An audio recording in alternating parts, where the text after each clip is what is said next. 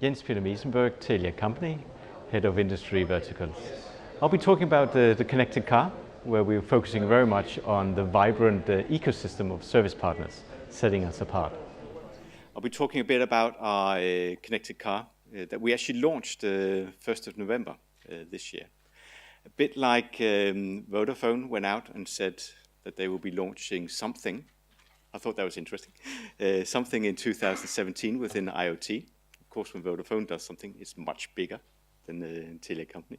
We went out in the same way last year and said we will be launching a connected car in 2016.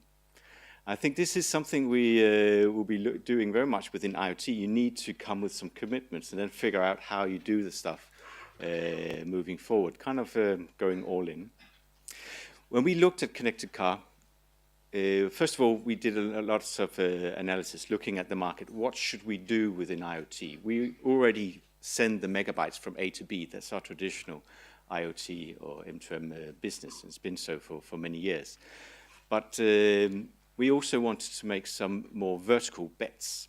And if you want to do a vertical bet, it's either you do it or you don't. So it's very much all in. And there we found that single vehicle connectivity is an interesting area. We already provide connectivity for Teslas in the Nordics. But looking at the existing cars, the cars that are 3 or 4 years old, we have 180% taxes on cars in Denmark. So you buy a house and you buy a car and the price is pretty much the same. So it's a really expensive piece of equipment. So you don't just go out and buy a connected car. If you want one, you want to buy a completely new one. It's a big investment. So we found an interesting area here, and we went out and asked the customers, what is it you actually care about? What is it the driver? What is it the passenger? What is it the owner cares about when it comes to connected cars? And this is what we found. That cars we use a lot of time in a car. It's a really important part of our day-to-day. We've heard the earlier speakers talking about not being able to deliver your kids at school in the morning if it breaks down. It's also really expensive. And, well, if it doesn't work, my day starts on the wrong leg, so to speak. So we kind of translated that into things that we could use as value drivers. Before talking technology at all, we looked at, okay, how can we give our customers more control over their car so they know how is the car, where is the car, is it okay? It's also about entertainment, of course, being a telco, Wi-Fi or an internet connectivity is a given. What can we do when it comes to making it more economical? Is there something we can share with the user or with other partners that makes it much easier to maintain and run a car? We also found that it's not something a telco can do by itself. This is really something you need to do together with partners. All about these different use cases.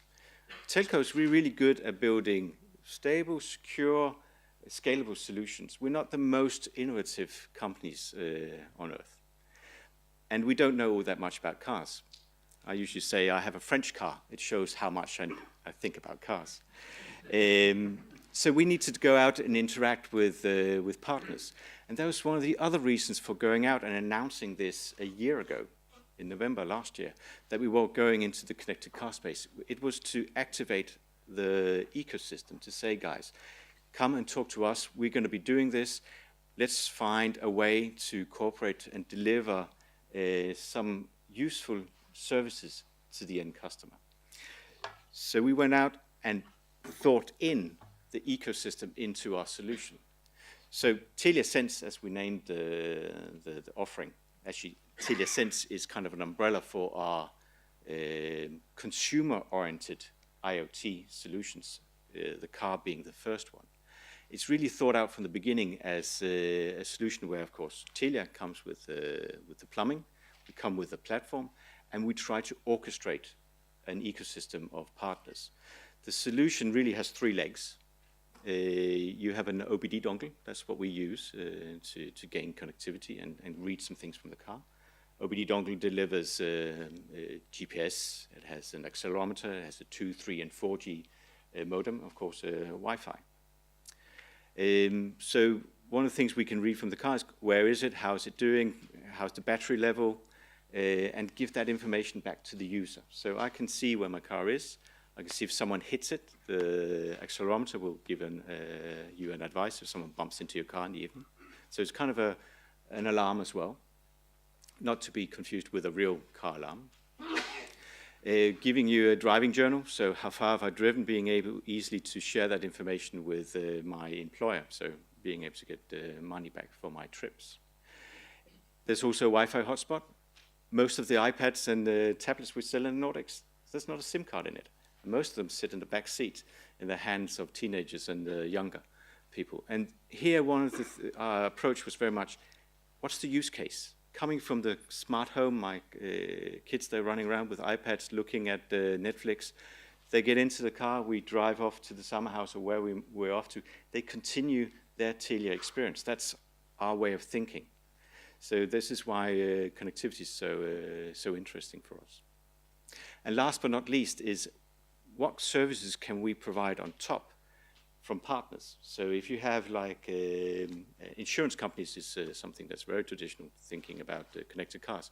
Can they offer how you drive or how far you drive insurance? So based on how far you've driven, you give you a price. Or also how you drive. If you drive like a maniac, you don't get a discount. If you drive sensibly, well, you do get a discount. This is very new to the Nordics. We don't have usage-based insurance in the Nordics yet.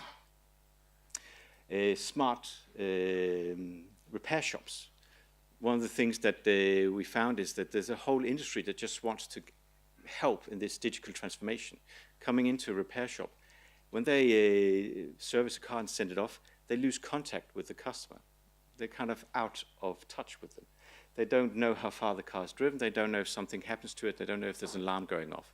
Here, they really want to be proactive instead of reactive. Today, something goes wrong, I call the repair shop, something's gone wrong. So they just have to pick up the phone. Now, they actually can see that, okay, Jens Peter, your battery's pretty low. One of the key reasons for not being able to start a car in the Nordics is a weak battery. They can be proactive. Call me. It's a planned service, so it's much cheaper for them to offer their service on top of ours, saying, okay, for a specific amount, we'll keep your car running. This makes it much more interesting for the end user. So coming with very specific car-related use cases that we as an operator have no clue about and actually have no expertise in, but we're really good at delivering the data necessary and also being able to handle the privacy. We went out and did extensive surveys regarding privacy on connected cars and found that people are very concerned about it. You know, who gains data? Who gets insight about me?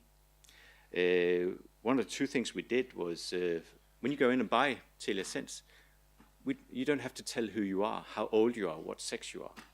You just buy it. It's just like walking into a local